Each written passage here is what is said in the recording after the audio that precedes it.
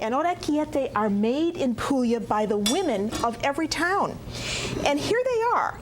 The word itself means little ears. And these are commercially done, prepared orecchiette. But when I was in Puglia, I watched the women of Bari make these by hand by taking little pieces of dough that is just made from semolina flour and water, and taking small pieces and just using their thumb to make a little dent, you see, to form the orecchiette. Well, now that you know that, let me tell you what we're making. We're going to do orecchiette with dandelion greens. So have a big pot of water boiling, and then add some salt. And I mean a big pot of water. And now this is going to cook down. It looks like an awful lot of greens, I know, but I'm going to put all of these into the boiling water. So let me bring them over here and then just take them out. And I washed these ahead of time and took the stems off. And in they go. And you want to make sure that you submerge all of the leaves below the water line. And I'm going to cook these uncovered because that'll help to retain the nice green color of the leaves. Now, dandelion greens do not take long to cook at all, so I'll just keep an eye on this while we go on and put the other things together for this recipe. So now, we want to flavor those greens with something. And here I've got some scallions. And these are scallions.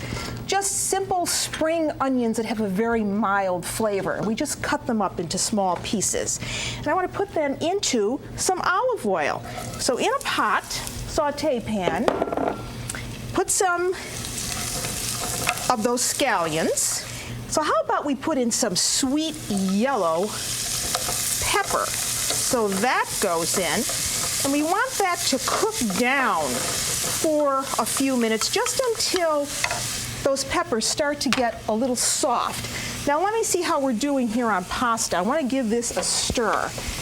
Whenever you start your pasta, make sure you go back and give it a stir. And orecchiette are going to take a little longer to cook because they're just a little thicker than normal. Then, in addition to our pepper and scallion mixture, and you see how beautiful this is looking, we want a little bit of garlic, and I always put the garlic in later because I don't want the garlic to burn, so I give the other vegetables, which are a little chunkier, a little bit of time to cook down. And did you know that in Puglia, you find some of the most ancient olive trees, and they make very good olive oil in Puglia. So the base of the cooking is olive oil as the fat. So there goes our garlic. And now I really want to just jazz this up a little bit with a little spiciness. So let's use a little bit of hot red pepper.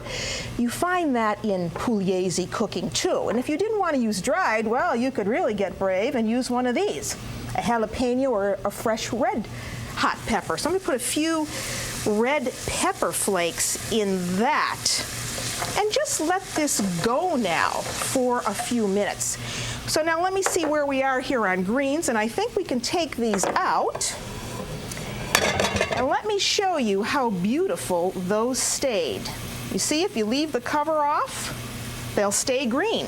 So now I'm going to take those out and drain them, because now what we need to do is chop these up. So drain them in a colander. And all those greens really cook down to not too much. Give it a good shake. And then I need to get a spoon and press on these. So I want to get all that excess water out of there. I don't want to have all that water in my olive oil mixture. So you really have to press on that to get all of the water out. There, that looks pretty good. Now we want to chop these up. So there they are, just coarsely chopped. Now, I can put them right in with my scallions and the peppers. In they go. And let me get those two because we don't want to waste anything. And now we want to mix this around. See how beautiful this color is together.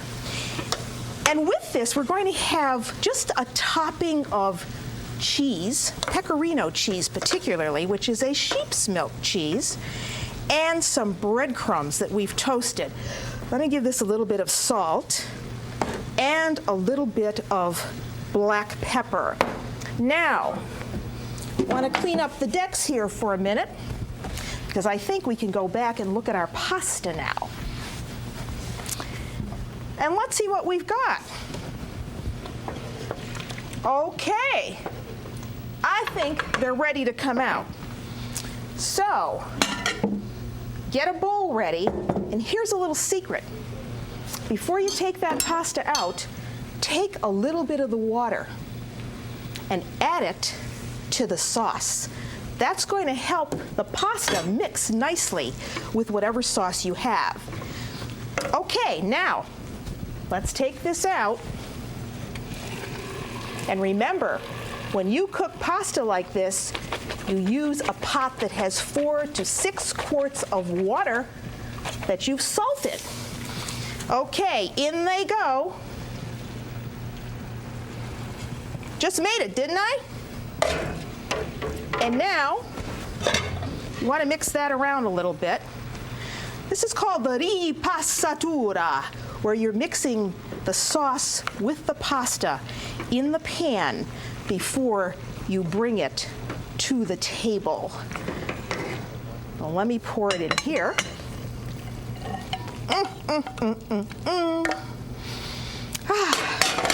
Who says dandelion greens belong in the garbage can? Look at how beautiful this is. Now, we want to add some of that cheese. Here's the pecorino cheese, and here are the toasted breadcrumbs. And when you do breadcrumbs, please use a good coarse type of bread, because spongy bread just isn't going to do it. Now we need the tray for this, because I want to serve this up to you right now. There's mine, and on it goes. Look at how beautiful this looks. And remember, in Italy, pasta like this is eaten as a first course.